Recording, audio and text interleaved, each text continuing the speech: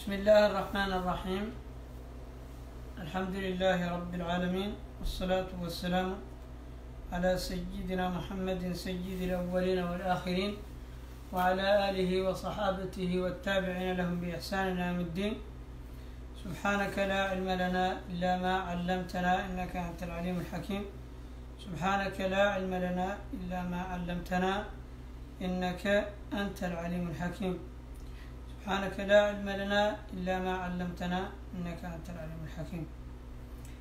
قال الناظم رحمه الله تعالى ونفعنا ببركاته وأمثاله: برهما بعد الممات بالدعاء فذي عهد منهما قد وقع، صلة أرحامهما ووصل أهل مودتهما من قبل، والخلف في البرور بالجدين هل واجب أم لا على قول. باب العقوق يجرى الله منه أحباب. أما العقوق فمخالفة لازم الخلاف فيه يوجب الغضب، وحيثما الخلاف لا يثير سخطه فجرمه صغير، وهو من المحرمات الشائعة ببدن ويا له من قارعة، وإن تلداك الشياع ينجلي فضرب الأيدي وفرار الأرجل، وسمع الآذان وشزر الأعين بغض القلوب واعتراض الألسن، واحذره فهو من الآثام التي لشؤمها سريعة العقوبة. وفي جريج والفتى الذي اعتقل لسانه رقيقة لمنتقل، إحدى العقاق إن في عقاقير الدين والدنيا معا حلاق، لا يدخل الجنة ذو إدمان خمر ولا عق ولا منان، وجاء ذهاب نور من بت ذوي ود أبيه في حديث النبوي، لا تحقرن شأنهما لما يقال تسببا لك بأمر سواء، فهو وإن حكاه فيه الحاكي فلا صغار فيه للشباك. برهما بعد الممات بالدعاء، يعني أن بر الوالدين بعد الممات بالدعاء. الآن الناظم رحمه الله تعالى شرع يتكلم في بر الوالدين بعد الممات. All praise is due to Allah. May His peace and blessings be upon the Prophet Muhammad ﷺ, his family and companions and followers until the Day of Judgment. All praise is due to you, O Allah. We have no knowledge except that which you have taught us. Indeed, you are the all-knowing and the all-wise.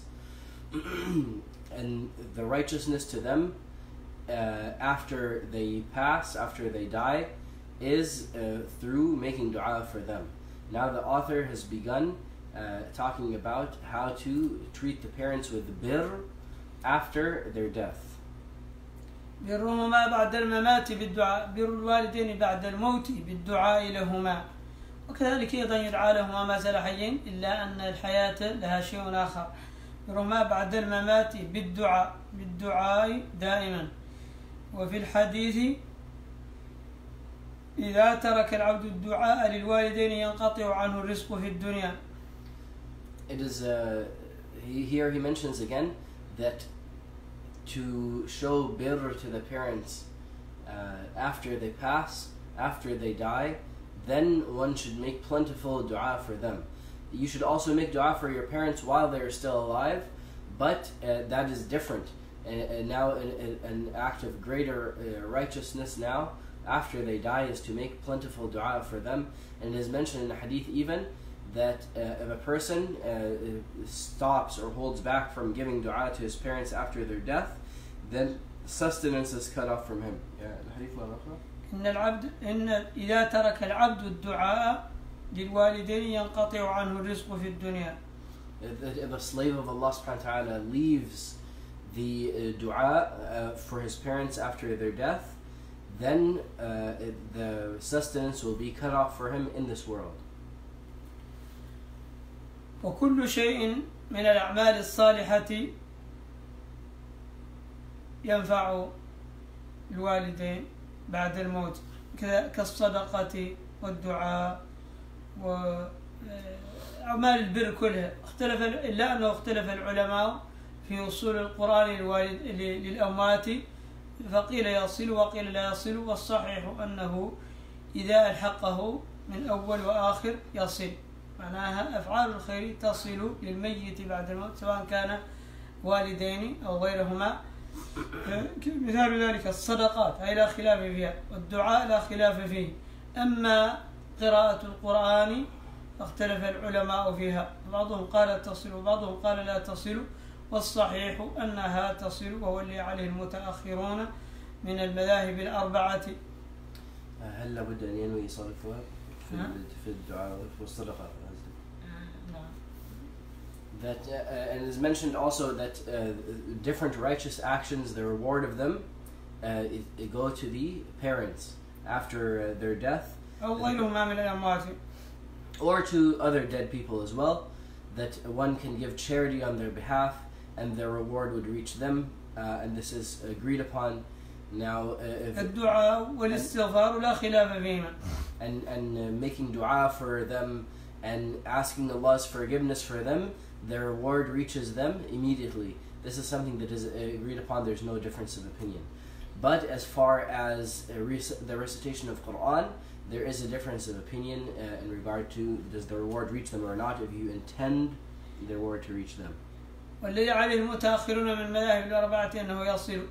أما إذا ألحق أولا وآخرا اللهم أوصل ما قرأته لفلان أو لفلانة، فهذا قال ابن رشد لا ينبغي فيه الخلاف لأنه صار من باب الدعاء. يعني قراءة القرآن اختلف العلماء فيها تصل، والذي عليه المتأخرون من المذاهب الأربعة أنها تصل. لكن إذا فعلها دعاء، معناها قال اللهم ألحق أو اللهم أوصل ثواب ما سأقرأه لفلان أو فلان أبي أو الميت الفلاني، وعندما ينتهي منه يقول اللهم أوصل ثواب ما قرأته والحق ما قرأته. فقال ابن رشد هذا لا ينبغي فيه الخلاف لأنه صار من باب الدعاء، والدعاء لا يحق القضاء.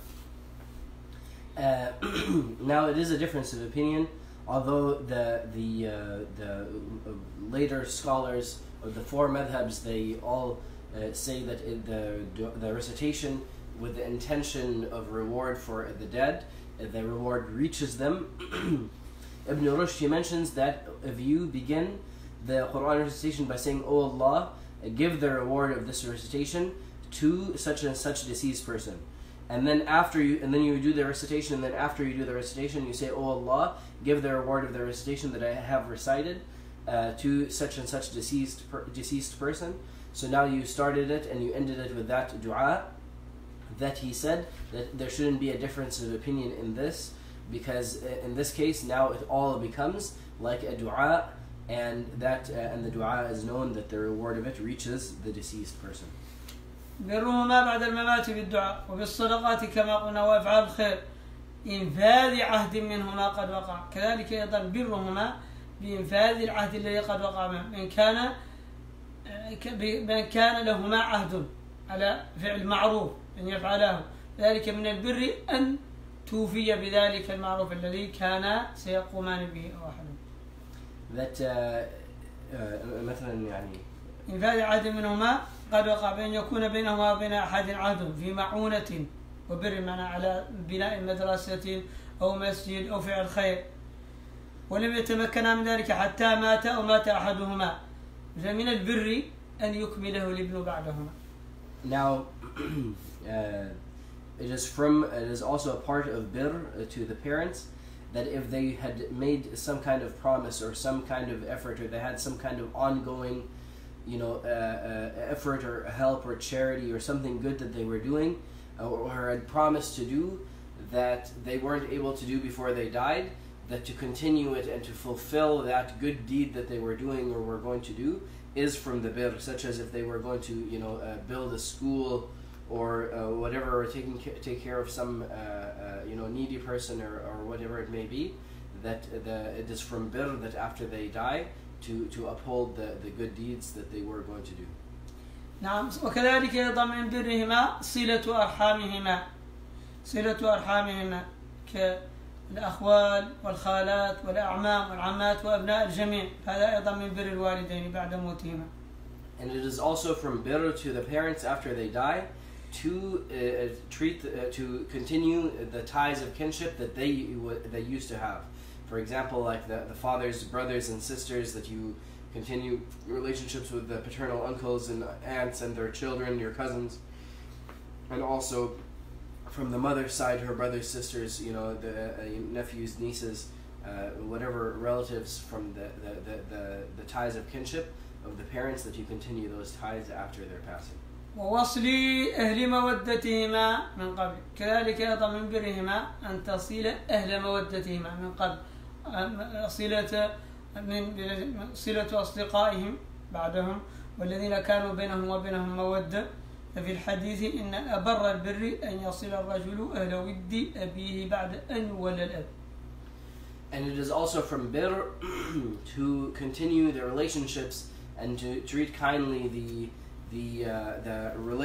friendships and the people that the parents used to love and be close to continue to treat them with kindness and with goodness, and to continue a relationship with those people that were dear to the parents. From the hadith that is mentioned, that is hadith إن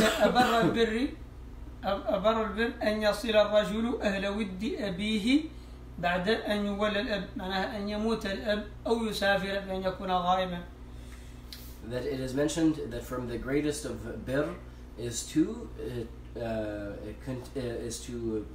continue relations or treat kindly and connect with the people, the dear friends and the beloved friends of the father, in his absence, or the mother, meaning in their absence, meaning that even if, not just if they are dead, but even if they are traveling or gone, then it is good to maintain good relationships with those people. No.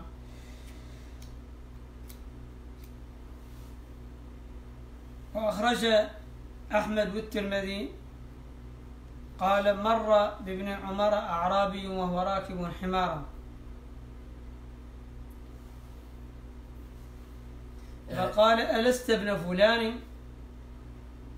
قال بلى، فأعطاه حماره وعمامته فقيل له فيه، قيل له في رواية إن الأعراب يتبون بشيء قل من ذلك، فقال سمعت رسول الله صلى الله عليه وسلم يقول إن أبر البر أن يصل الرجل أهل ود أبيه بعد أن يولى، وقال إن أباه كان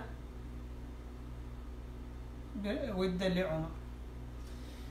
Tirmidhi mentions a narration that Ibn Umar radiallahu anhu was traveling upon a donkey, and he passed by one of the desert Arabs, and when he found out who it was, he said, "Aren't you the son of so and so?"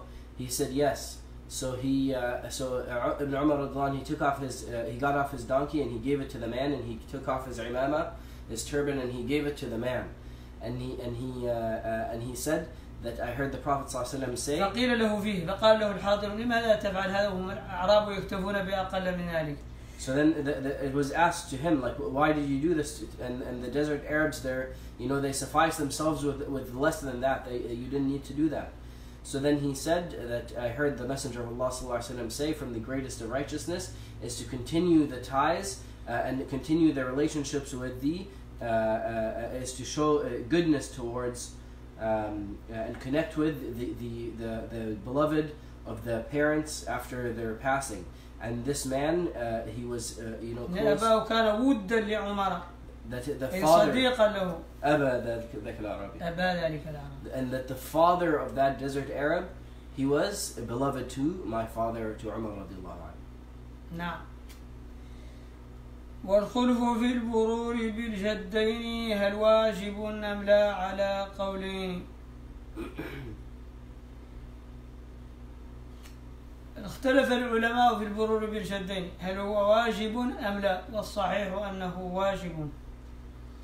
And the scholars, they differed in terms of the showing bir to the grandparents, and the authentic or the more correct opinion, and the correct opinion is that it is also required.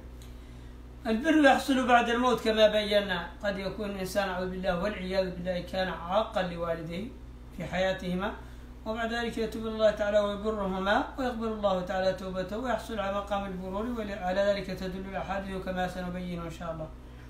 And a person could be upon, other than birr, and they didn't really show birr to their parents while they were alive, but once they pass, then they can try to make it up by repenting to Allah subhanahu wa ta'ala and making plenty of dua for them and continuing these types of birr after their passing. ففي الحديث إن الرجل ليموت والده وهو عاق لهما فيدعو الله لهما بعد موتهما فيكتبه الله من البارين. And as mentioned in the hadith, the Prophet ﷺ said that a person his parents could die while he's in a state of uquq, of disobedience to them, but then after they die, then he makes plenty of dua for them, so then he becomes written actually amongst the barrin, amongst the righteous children. وفي الحديث أيضا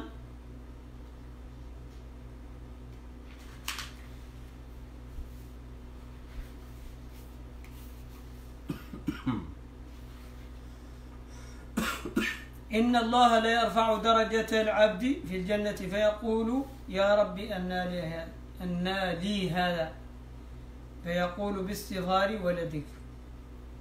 It's also mentioned in the hadith that a person would be in Jannah and his level would be elevated and he would be raised up. And he would say, where is this coming from? He's getting more reward, after his death. And he would be told, this is because of the istighfar, the seeking of forgiveness, the dua meaning of the dua of your child for you. نعم. صلة بر الوالدين في كل وقت في كل زمان في كل وقت حياتهما وبعد موتهما هذا يستمر الإنسان عليه. So it is clear then that the birr is something that is, regardless if the parents are alive or not alive, this is something that is you can do at any time, and one must continuously be in that state of birr. ولكن كما قدمنا بعد موتهما إن كانا مسلمين، أما إذا كانا كافرين فلا يجوز الاستغفار لهما ولا الدعاء مطلقا. And this, as we mentioned before, though, is restricted to the birr after death is restricted to the parents who are Muslim, because it is not permissible at all in any case for the child to make dua for their parents if they were non-Muslim after they die, or seek Allah's forgiveness for them even. أما العقوق فمخالفة لبهما الخلاف فيه يوجب الغضب. أعاذنا الله تعالى. نحن الآن انتهينا من البر والآن نشرع في عكسه هو العقوق والعياذ بالله. والعقوق مشتق من عق يعق إذا قطع. عق معناها عق أباه وأمه معناها قطع، وهو خطير جدا كما قدمنا. لا أنبئكم بأكبر الكبائر ثلاثا قلنا بلى يا رسول الله قال الشرك بالله تعالى وعقوق الوالدين.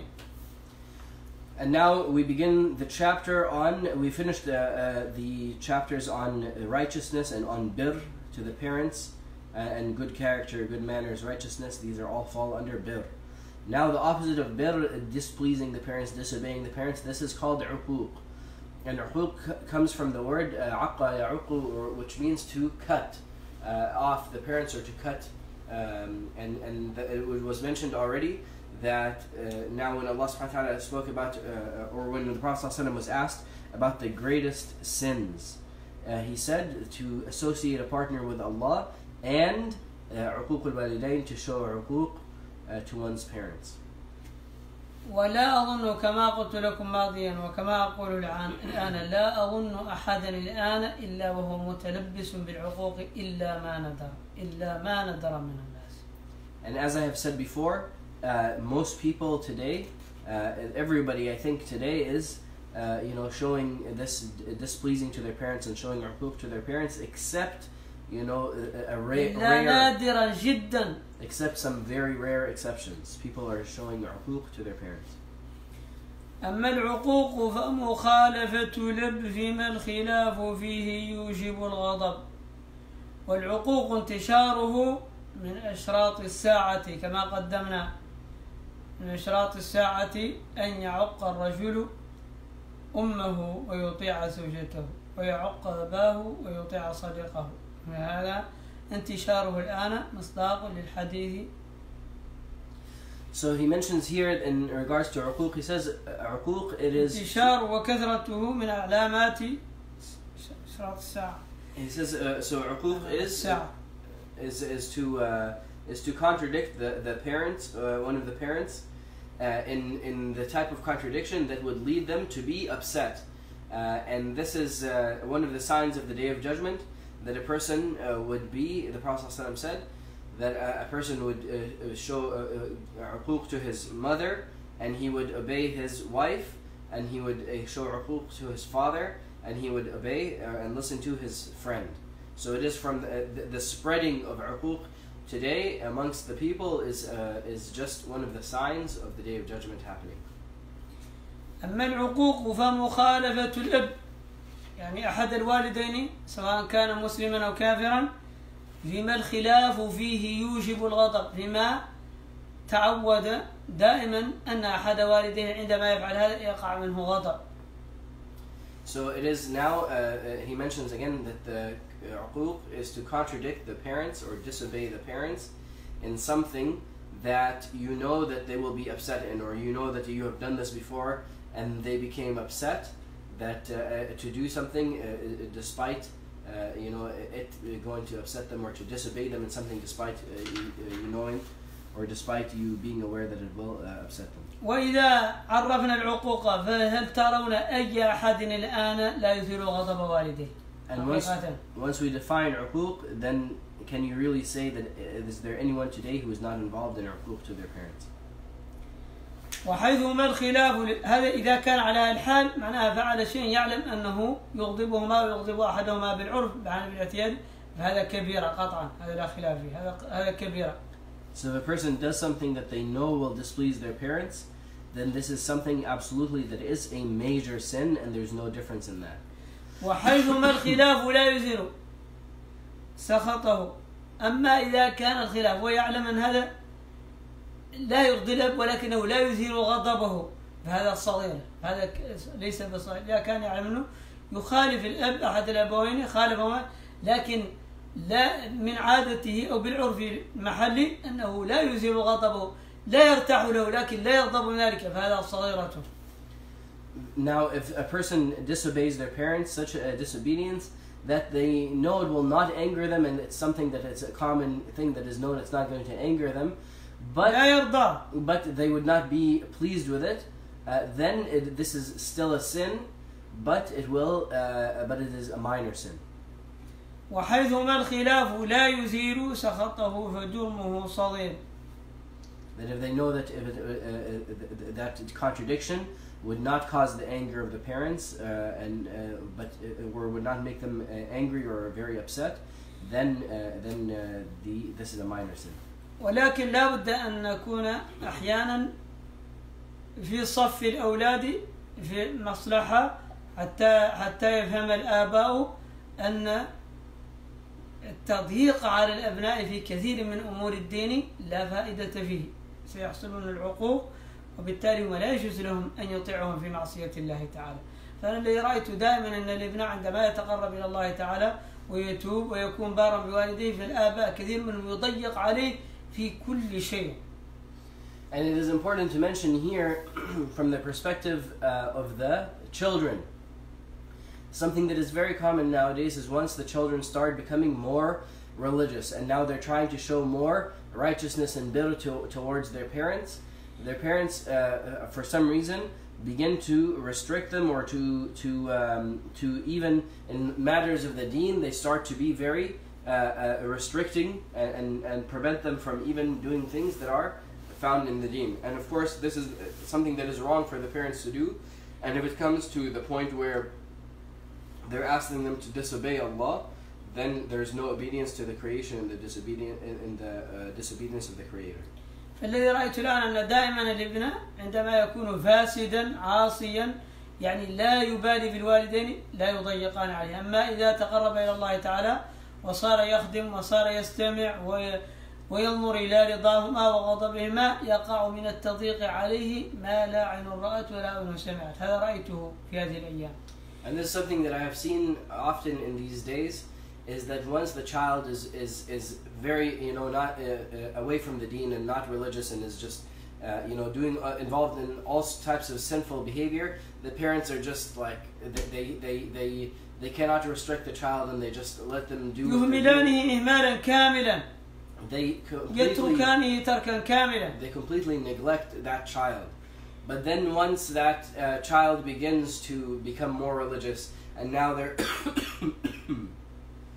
paying attention to their parents, and they're trying to please them and serve them and so on, then they begin to restrict everything in their lives very much. يقع من التضييق ما لا عين رأت ولا أذن سمعت.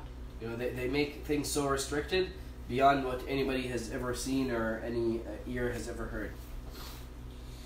وهو من المحرمات الشائعة في بدن ويا له من قال، ولكن حقيقة لا عبرة بذلك. لو وقع هذا الخطأ الكبير من الوالدين فلا سبيل إلى عقوقهما مطلقا. فلا سبيل إلى عقوقهما. Now as far as ولو وقع منهما ووقع. Now as far as the child is concerned, if this is what the parents are doing, then it doesn't matter what type of restriction or whatever, there is no excuse at all for doing عقوق to the parents. وهو من المحرمات الشائعة، يعني أن العقوق أعاذنا الله تعالى منه من المحرمات الشائعة في بدن، معناها يعم جميع البدن. ويا له من قارعة ما أعظمه. This عقوق becomes a sin that manifests and takes hold and spreads throughout the entire body, and it causes such harms. نعم، معناها يقع العقوق من جميع الجوارح.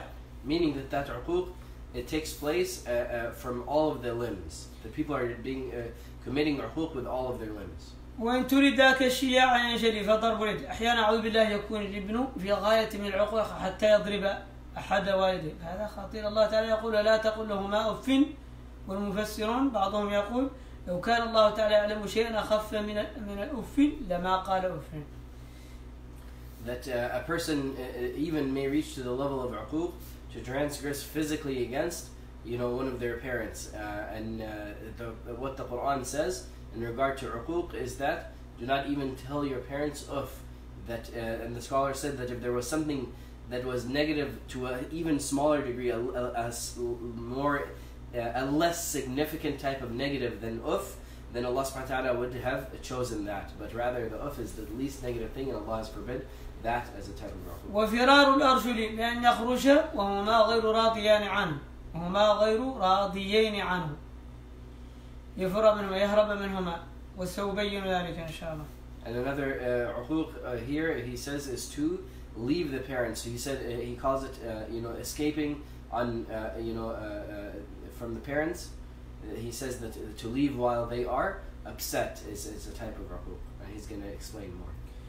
في الحديث الصحيح عن عبد الله بن عمرو بن العاص رضي الله تعالى عنهما قال جاء رجل إلى النبي صلى الله عليه وسلم ليبايعه على الهجرة وترك أبويه يبكيان. هذا فراء أرجل، ولكن هو إلى رسول الله صلى الله عليه وسلم وإلى الجهاد. قال رسول الله صلى الله عليه وسلم ارجع إليهما فأضحكهما كما أبكيتهما. And this he called escaping like on foot, to leave while the parents are upset. One man came to the Prophet ﷺ to give him his pledge and to give him his pledge and to fight with the Prophet ﷺ, and he left his parents, crying. So the Prophet ﷺ asked him about his parents. جاء ليبايع النبي صلى الله عليه وسلم على الهجرة. نعم، فقال النبي صلى الله عليه وسلم وترك أبويه يبكيان قال ارجع إليهما فأضحكهما كما أبكيتهما. So then he came to the Prophet ﷺ to give him the pledge, in fact, to migrate with the Prophet ﷺ. And then the Prophet ﷺ said, return to your parents and cause them and make them laugh just as you have made them cry. وفي حديث البخاري ومسلم عن عبد الله بن عمر رضي الله عنهما قال جاء رجل إلى النبي صلى الله عليه وسلم يريد الجهاد فقال أحي والداك؟ قال نعم. قال ففيهما فجاهد. Another narration, a man came to the Prophet ﷺ to fight with him and to go with him in fighting, meaning that, and the Prophet ﷺ said which of course is called jihad, struggle. So the man came to the Prophet ﷺ to give him his pledge to go do jihad with him. So the Prophet ﷺ asked him, "Are your parents alive?" So he said yes.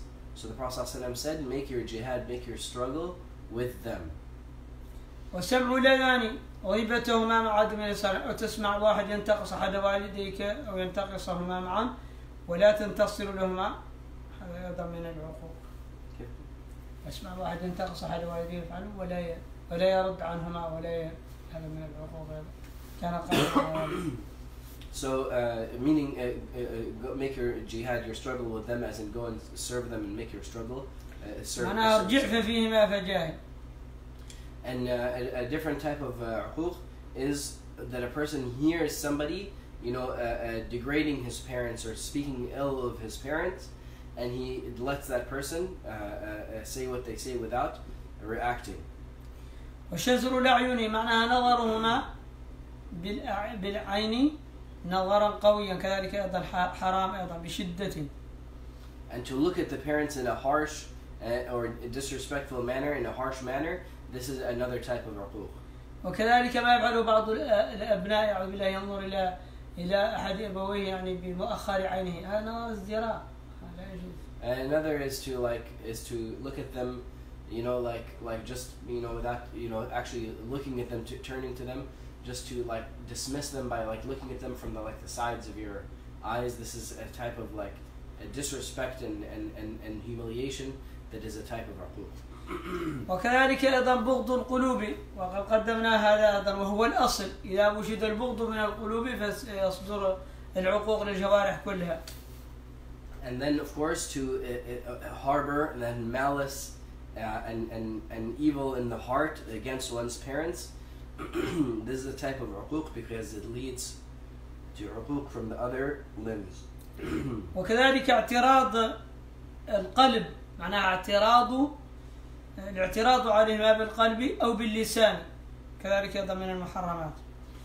And also to contradict them or to object to them, to talk back to them, to contradict them by the heart or by the tongue. This is a type of uquq. كيف يعني بالقلب؟ معناها لا يرتاح لهما، ما يعارض، هذا ليس جيد. معناها بقلبه يرد كل ما معترض عليهما بقلبه أو بلسانه. So another way is to contradict the parents. When one contradicts their parents by their heart, meaning that they just contradict them in everything that they're telling them, and in their heart they want to reject what the parents are saying, or to do so by the tongue. These are types of uquq as well. واحذره، وفي رواية فخفوا يعني العقوق، فعقوقهما من أكبر الكبائر، فهو من الآثام التي لشؤمها سريعة. خفه أو احذره على النسختين، خفه أو احذره، فهو من الآثام، مع أنه من أكبر الكبائر، كذلك أيضا هو من الآثام من المحرمات التي لشدة شؤمها سريعة العقوبة، تتعجل عقوبتها لصاحبها في الدنيا قبل الموت. And this type of disobedience, the uquq to the parents, is one of the sins, or the most of the sins, or from the most sins that Allah subhanahu wa ta'ala punishes somebody in this world before even their death. نعم، وكذلك أيضا المعلمين هم كالمشايخ أيضا. It is one of the fastest punishment that Allah gives for any sin is from uquq, and also not just the uquq of the parents, but also to the teachers and to the shaykhs. نعم، وفي جريج والفتى الذي يعتق. نعم، هو عقوق الوالدين أعوذ بالله من الآثام التي تسرع عقوبتها على الابن. ففي الحديث كل الذنوب يؤخر الله منها ما شاء إلى يوم القيامة إلا عقوق الوالدين، فإن الله يعجله لصاحبه في الحياة قبل الممات. And from again on the fact that the uquq of the parents, this is something that brings about the punishment of Allah subhanahu wa ta'ala faster. That in the hadith it is mentioned, كل الذنوب يؤخر الله منها ما شاء إلى يوم القيامة إلا عقوق الوالدين فإن الله يعجله لصاحبه في الحياة قبل الممات. That of all the sins, Allah subhanahu wa ta'ala delays the punishment if He wills until the day of judgment, except for uquq of the parents, to displease, to contradict the parents. Then this is something that Allah subhanahu wa ta'ala hastens the punishment of that sin in this life before the next. وفي جريج وفي قصة جريج عجيبة، مسألة عجيبة. وكذلك الفتى الذي اعتقل لسانه، معناها لم يقدر على النطق بالشهادتين عند الموت، فيهما عبرة لمن يعقل. And there are two stories of the consequences of uquq that we can learn from. One is the story of Jurayj, and the other is the story of a young man who died and wasn't able to say the shahada before he died because of the uquq that he was doing. وقصة جريج معروفة في حديث مسلم أن جريجا كان رجلا عابدا فاتخذ صومعة معبدا فكان فيها فأتته أمه وهو يصلي فقالت يا جريج، فقال يا ربي أمي وصلاتي، تعارض علي لا أدري أبدأ بأيهما، هل أقطع الصلاة وأجيب أمي أو أتمادى على صلاته؟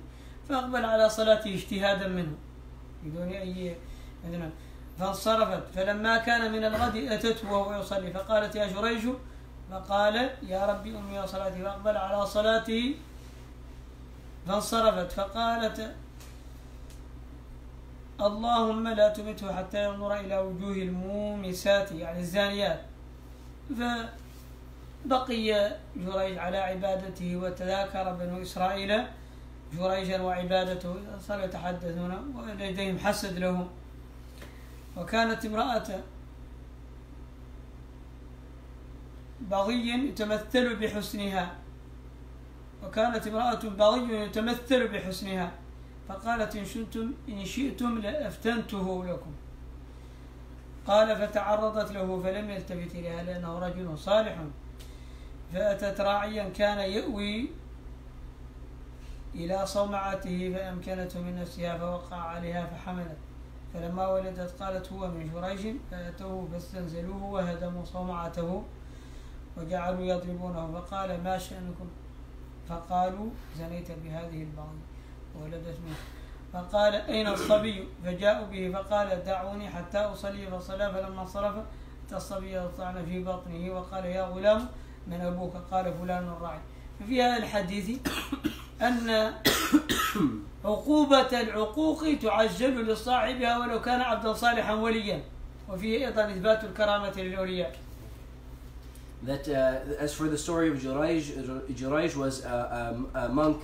He was a worshipper from the awliya, from Bani Israel. He was from the great worshippers of Bani Israel. And one day he was praying in his kind of like a place built for the sake of prayer and for worship, his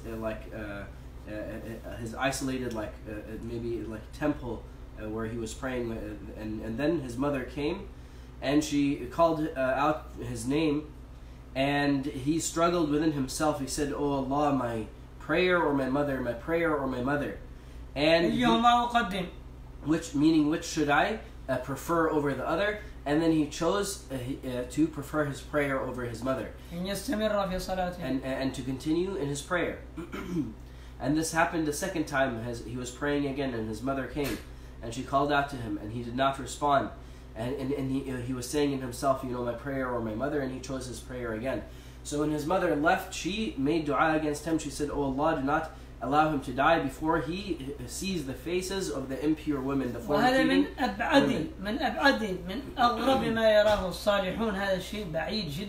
And this is something that is very far, very, very difficult, very impossible, and very rare that the righteous would ever see, even the faces of the women who would commit zina and were impure women.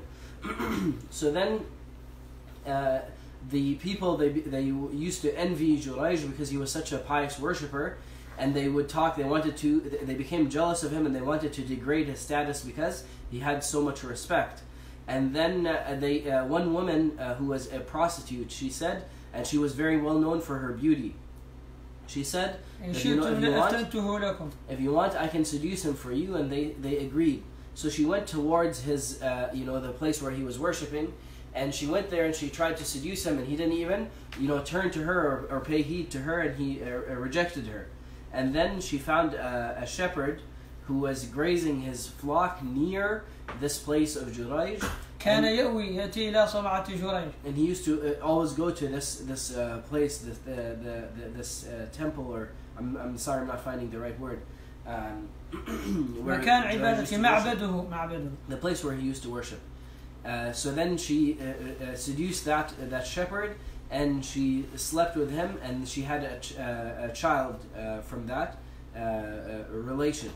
And then the people, once they saw this child, they thought it was the child of Jurayj, and she told them that this was the child of Jurayj.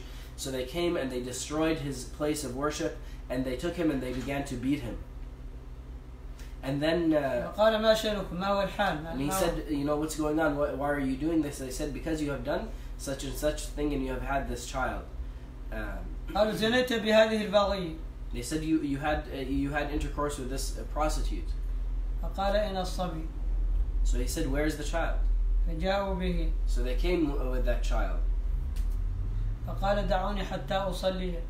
So he said, leave me until I go and pray. Meaning during that time he went and he made wudu and he prayed. So then once he finished, they brought the child. So then he poked him in the stomach and he said, who is your father? So the child in his infancy, he spoke, he said, such and such person, that shepherd. ففي هذه القصة إثبات كرامة الأولياء، ولكن مع أن هذا ولي عظيم ما منعت ولايته من أن تتعجله عقوبة عقوق الوالدين. So here there's a very important lesson that here this is a wali of Allah subhanahu wa ta'ala, but despite that, now it did not prevent him from getting that fast punishment from displeasing his mother. وفيه إثبات كرامات الأولياء. And in it also it shows another lesson where it affirms the fact that Allah subhanahu wa ta'ala gives miracles to other than the prophets, to the awliya of Allah. طعن في بطن الصبي فتكلم، هؤلاء من الصبيان الذين تكلموا في المهدي. And because he poked that child in the stomach, and that child spoke, the infant spoke, and this is actually known as one of those few infants throughout history that have spoken in their. تكلم في المهدي النبي محمد صلى الله عليه وسلم أولا. The Prophet ﷺ was also one of those infants who spoke during their childhood. وكذلك أيضا تكلم عيسى بن مريم كما تسمعون في القرآن العظيم. And was mentioned, of course, in the Quran, as you know, that that Jesus, the son of Mary, he spoke in his infancy as well. كذلك هذا الصبي هنا الذي كلمه جريج. And also this child that Jurayj that spoke to Jurayj. وغيرهم من الصبي ذكرهم المحدثون، يعني أعداد ليست بالكثيرة. And other than them of the children, of the infants that spoke in the cradle, that the muhaddithun have mentioned, and there aren't too many of them. وفي الفتى وكذلك أيضا في قصة الغلام الذي اعتقل لسانه عند موته في أيام النبي صلى الله عليه وسلم، فيها رقيقة أي عظة لمن يتأمل الأمور. And as for حبس لسانه عن قول لا إله إلا الله. And as for it is also the story of the child, or the young man, who he could not say the shahada. His tongue was held back, it was shackled. When he came to say this. هذا موعظة فيه عظة للمتأمل بقلبه. Now this story also contains a lesson for those who pay attention. قال الجسوس قد يؤدي العقوق إلى الكفر والعياذ بالله تعالى. Jasus mentioned that doing uquq could lead to disbelief.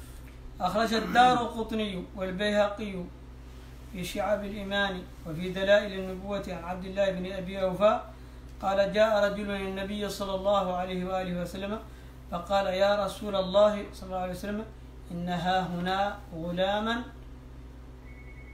قد احتضر فيقال له قل لا إله إلا الله فلا يستطيع أن يقولها. قال أليس كان يقولها في حياته؟ قالوا بلى. Daraqutni and al-Bayhaqi mentioned that, narrated by Abdullah ibn Abi Awfa, that some people came to the Prophet ﷺ and they said that there is this young man who is dying. قد احتضر معناها قرب من الموت. That he is dying, that he is on his deathbed. قرب من الموت. That he is dying, that he's فيقال له قل لا إله إلا الله فلا يستطيع أن يقولها.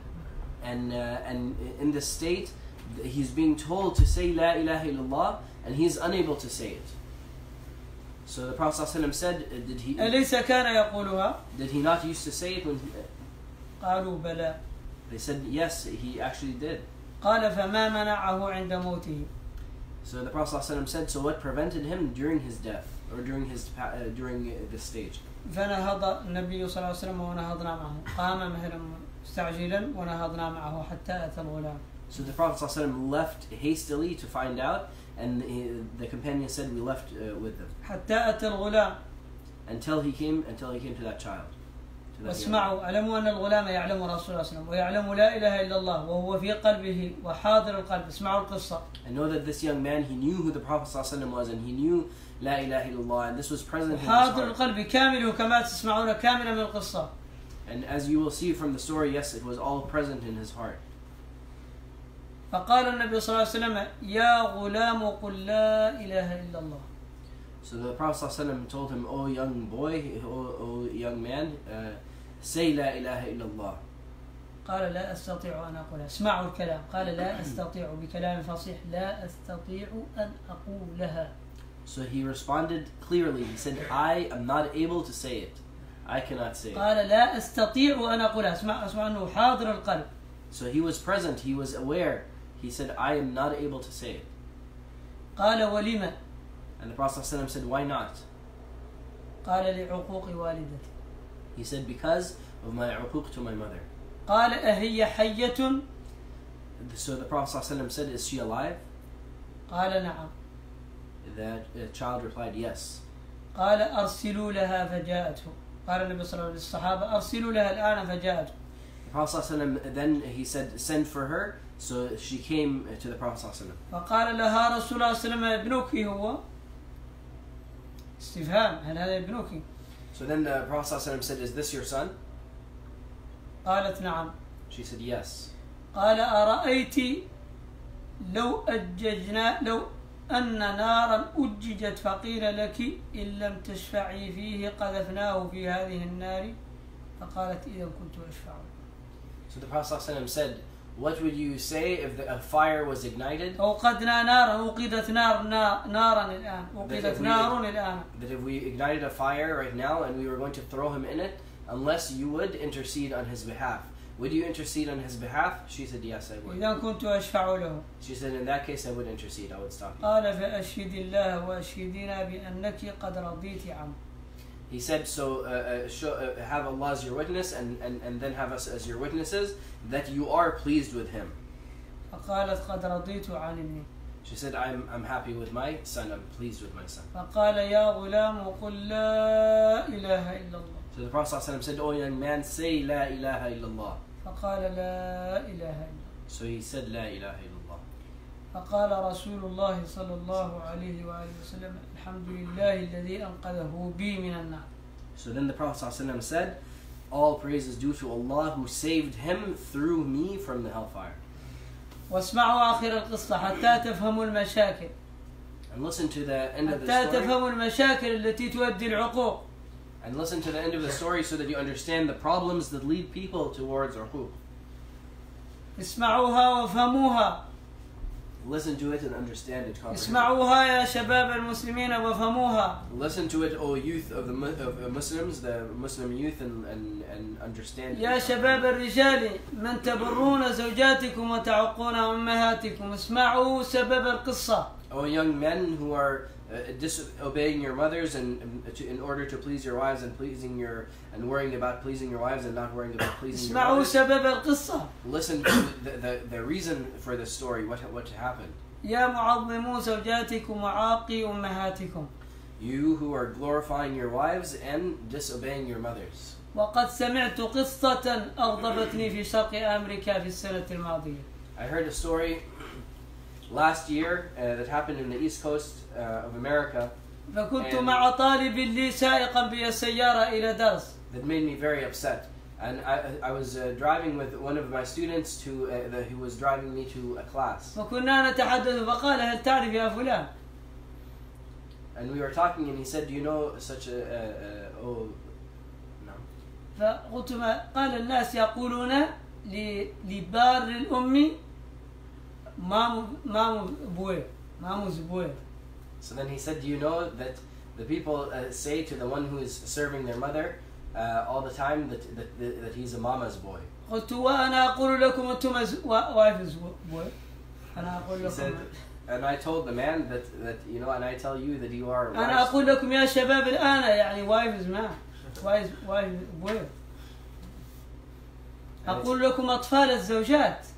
I tell you that you know, many of you young men, you are the wife's boy. There is such a thing. أيهما أفضل أن تكون مام بوي أو وايف بوي؟ What is better, to be a mama's boy or to be a wife's boy? قلت له إذا سنتكلم على ذلك. So I said, okay, then we'll talk about this. والله رأيت ناسا بكوا بكاء ما رأيته. Allah, I saw people crying with such tears that I have never seen before.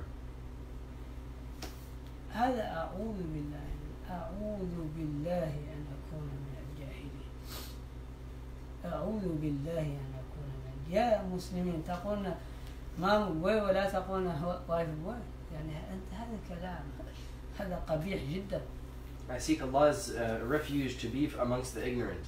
That people, they make it a big deal if a person is, you know, close to their mother, and then if a person is, you know, and there's no such thing, it's not even a concept, that a person is, you know, glorifying his wife beyond what is needed.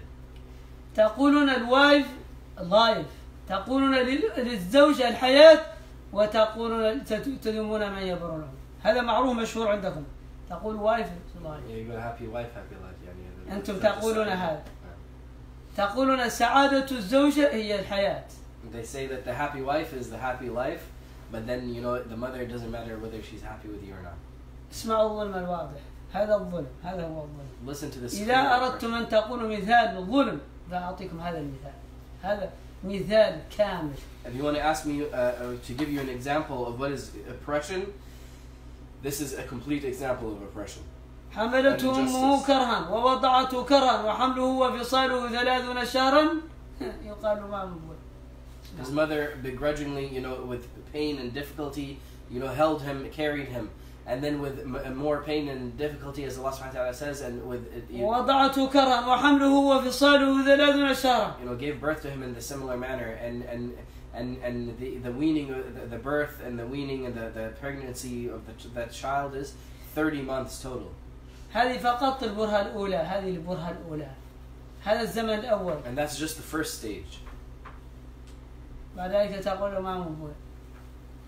And then after that you say that this is a mama's boy. والله إن هذا منكر من القول والزور وإنكم لتقولون منكرا من القول والزور.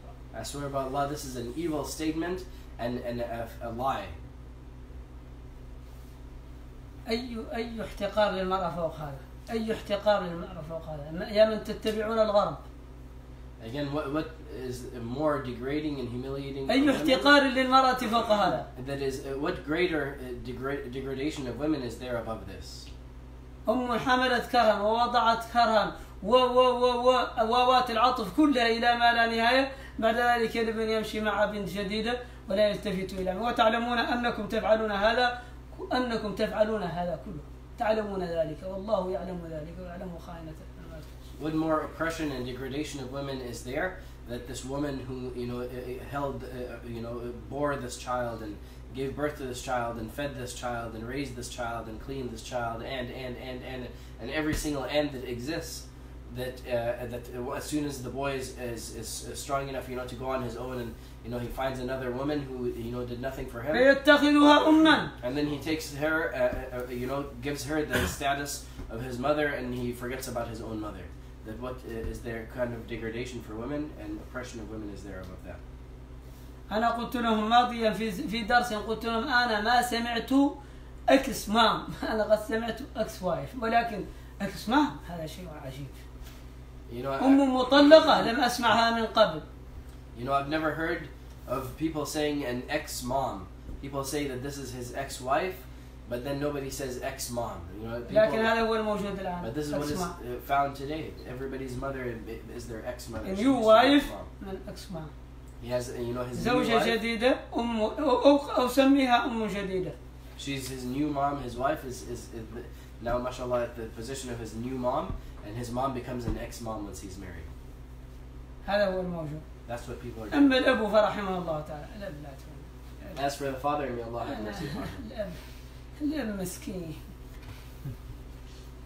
مسكين. A poor father, مسكين. والله إني أتأسف للوالدين.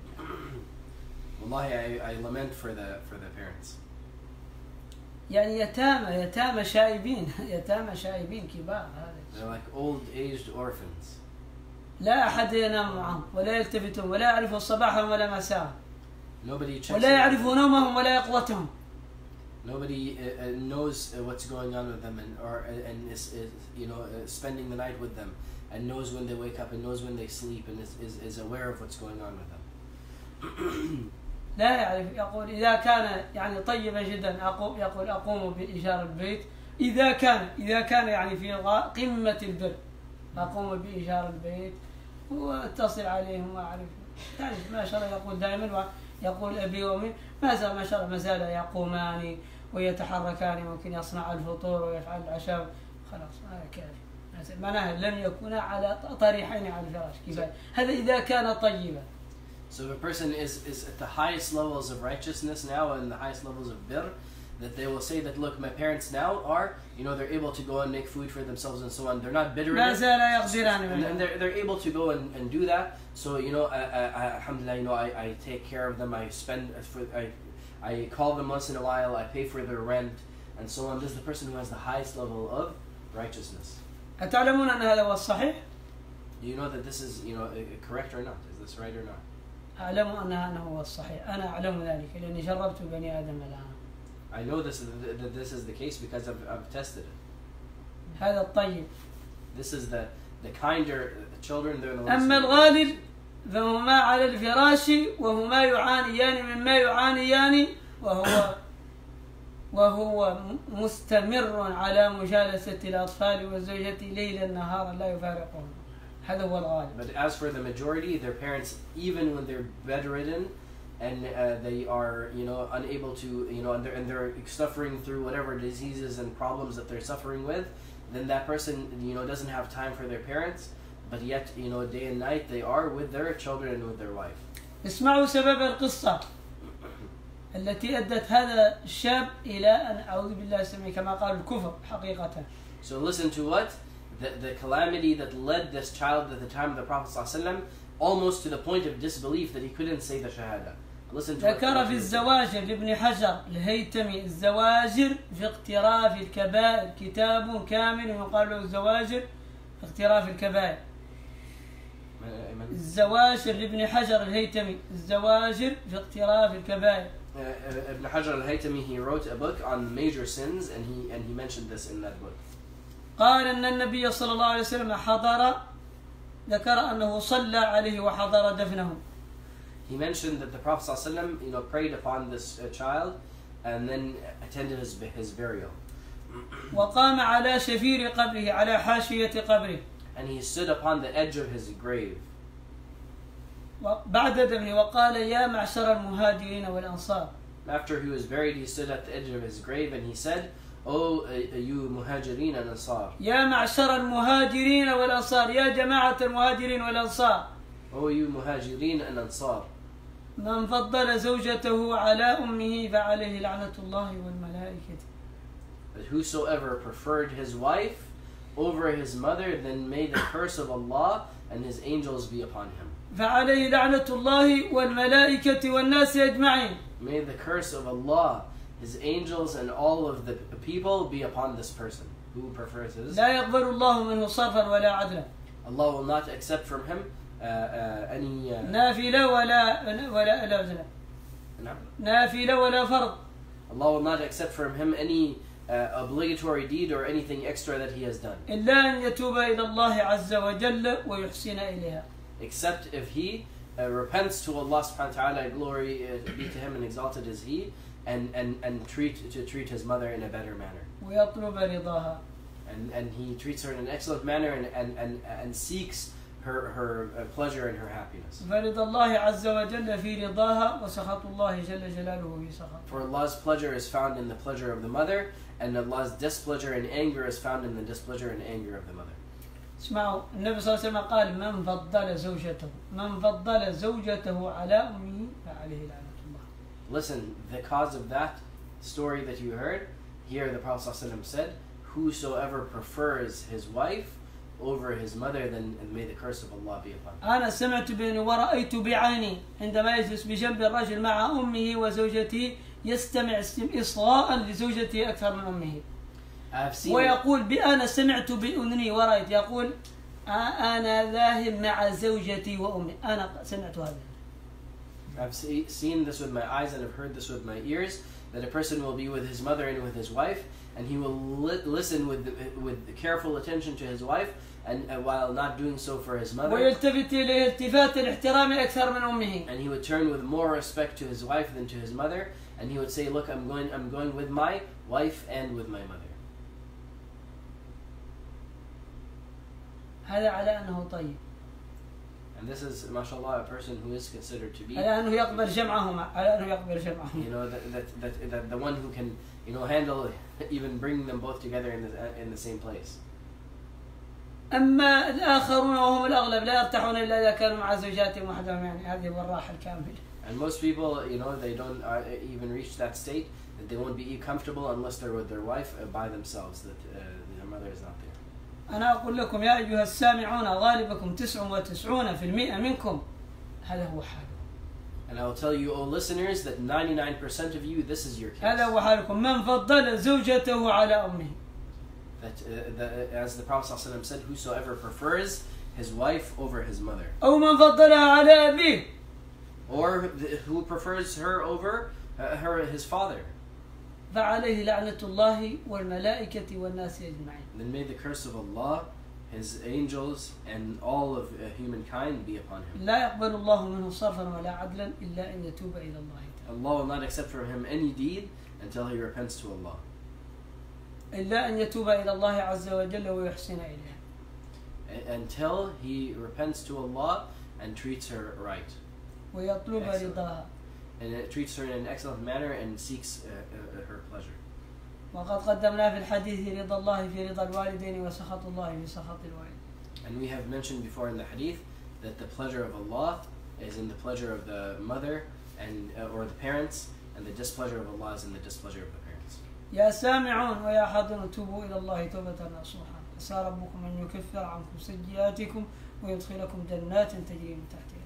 Oh, those who are present and those who are listening, توبوا إلى الله توبة نصوحا خالصة كاملة. Repent to Allah, a complete repentance, a pure repentance, a full repentance, that maybe Allah subhanahu wa ta'ala and inshallah Allah will توبوا إلى الله توبة نصوحا عسى رجاء من الله تعالى. that hoping that Allah will give you أن يكفر عنكم سيئاتكم. He will forgive your sins and ويدخلكم جنات تجري من تحتها الأنهار. And enter you into the Jannah, into gardens beneath which rivers flow. واعلموا إخواني أن كل منكم يعلم أنه عاق الغالب منكم، أن كل منكم عاق حقيقة. إذا حدينا العقوق فالعقوق هذا غالب الناس الآن فيه. And know, my brothers, that if once we have defined here what uquq is, that most of you are in this matter and are in this. اسمعوا ما مضى من الدروس راجعوه. So listen to the previous lessons and the previous classes in this book and review them. وقد قلت لكم إن بعض الأئمة قالوا لولاك كنا من أهل الهلاك. And I've told you that some of the imams here have said that if it wasn't for you, we would have been from the people of destruction. وهذا إذا كان حال الأئمة. And if this is the state of the imams, فما هو حال العوام؟ then what is the state of the everybody else? إذا كان رب البيت للدف ضاربا، إذا كان الإمام ضاربا للدف، فما بال الآخرين؟ إذا كان رب البيت للدف ضاربا فمن يمنع الصبيان من الرقص؟ إذا كان الأئمة عاقين فمن يمنع الشباب الآخرين من العقوق؟ إذا كان المحاضر سبيكر، if the man of the house is beating a drum, then who would stop the children from dancing? If the imams are the ones who are, إذا كانوا speakers، the imams and the speakers are being doing uquq to their parents, then what would keep their followers away from doing the same or worse? إنما جعل الإمام إماما ليؤتم به. Indeed, the imam was made a leader to be followed, والناس يتبعه.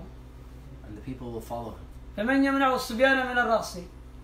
What would keep the children? الكوميونيتي هم الصبيان والإمام هو الأب. The community are like the children and the imam is like the father.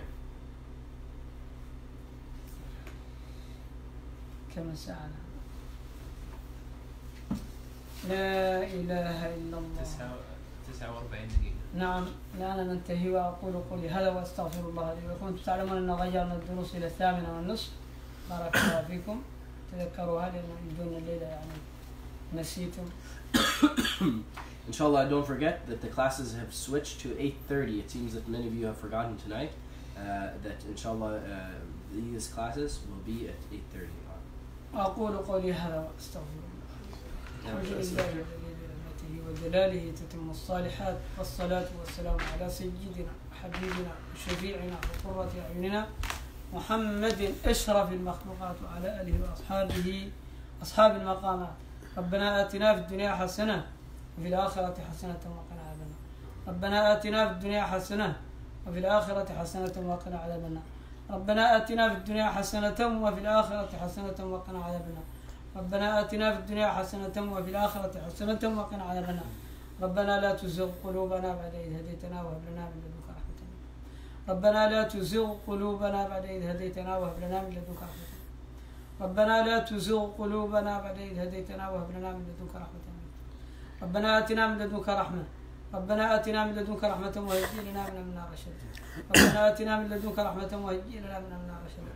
ربنا لا تزغ قلوبنا بعد إذ هديتنا وهب لنا من لدنك رحمة. ربنا هب لنا من أزواجنا وذرياتنا قرة أعين. ربنا هب لنا من أزواجنا وذرياتنا قرة أعين واجعلنا للمتقين. ربنا هب لنا من أزواجنا وذرياتنا قرة أعين واجعلنا للمتقين. رب اجعلني مقيم الصلاة ومن ذريتي. ربنا وتقبل دعائي. ربنا اغفر لي ولوالدي وللمؤمنين يوم يقوم الحساب. رب اجعلني مقيم الصلاة ومن ذريتي. ربنا وتقبل دعائي. ربنا اغفر لي ولوالدي وللمؤمنين يوم يقوم الحساب. رب اجعلني مقيم الصلاة ومن ذريتي. ربنا وتقبل دعائي. ربنا اغفر لي ولوالدي وللمؤمنين يوم يقوم الحساب. رب اجعلني مقيم الصلاة ومن ذريتي. ربنا وتقبل دعائي. ربنا اغفر لي ولوالدي وللمؤمنين يوم يقوم الحساب. اللهم لا تدع لنا ذنبا إلا غفرته، ولا هما إلا فرجته، ولا ضالا إلا هديته، ولا جاهلا إلا علمته، ولا مريضا إلا شفيته، ولا مريضا إلا شفيته، ولا مريضا إلا شفيته، ولا زائغا إلا هديته، ولا حاجة من حوائج الدنيا والآخرة لك رضا ولنا فيها صلاح إلا قضيتها يا أرحم الراحمين يا أرحم الراحمين يا ذا الجلال والإكرام. أسألك يا ذا الجلال والإكرام أن تستجيب لنا دعوتنا، وأن تعطينا رغبتنا، وأن تغنينا عمن أغنيته عنا من خلقك. اللهم أصلح لنا ديننا الذي هو عصمة أمورنا. اللهم أصلح لنا ديننا الذي هو عصمة أمورنا. اللهم أصلح لنا ديننا الذي هو عصمة أمورنا، وأصلح لنا دنيانا التي بها معاشنا، وأصلح لنا آخرتنا التي إليها منقلبنا، وأصلح لنا دنيانا التي فيها معاشنا، وأصلح لنا آخرتنا التي إليها منقلبنا، وأصلح لنا دنيانا التي فيها معاشنا، وأصلح لنا آخرتنا التي إليها منقلبنا.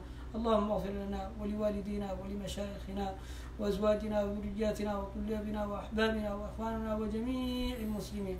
اللهم اغفر لنا ولوالدينا ولمشايخنا. اللهم اغفر لنا ولوالدينا ولمشايخنا. اللهم اغفر لنا ولوالدينا ولمشايخنا وأزواجنا وذرياتنا وطلابنا وإخواننا وأحبابنا ومن أوصانا بالدعاء يا رب العالمين. ربنا آتنا من لدنك رحمة. ربنا آتنا من لدنك رحمة وهيئ من أمرنا رشدا. اللهم صل صلاة تامة وسلم سلاما تاما على نبي تفرد به الكرب وتزال به الهموم وتدرك به الرغائب وتقضى به الحوائج وتنال به الآمال. اللهم صل وسلم وبارك على سيدنا محمد طب القلوب ودوائها وعافية الأبدان وشفائها ونور الأبصار وضيائها وعلى آله وصحبه وسلم في كل لمحة ونسل بعدد كل معلوم لك. اللهم صل وسلم وبارك على سيدنا محمد النبي الأمي وأزواجه أمهات المؤمنين وذريته ولبيته كما صليت على إبراهيم إنك حميد مجيد. سبحانك اللهم وبحمدك أشهد أن لا إله إلا أنت أستغفرك وأتوب إليك. سبحان ربك رب العزة عما يصفون وسلام على المرسلين والحمد لله. يا من أخوي Any questions? بارك الله فيك. الصلاة لا إله إلا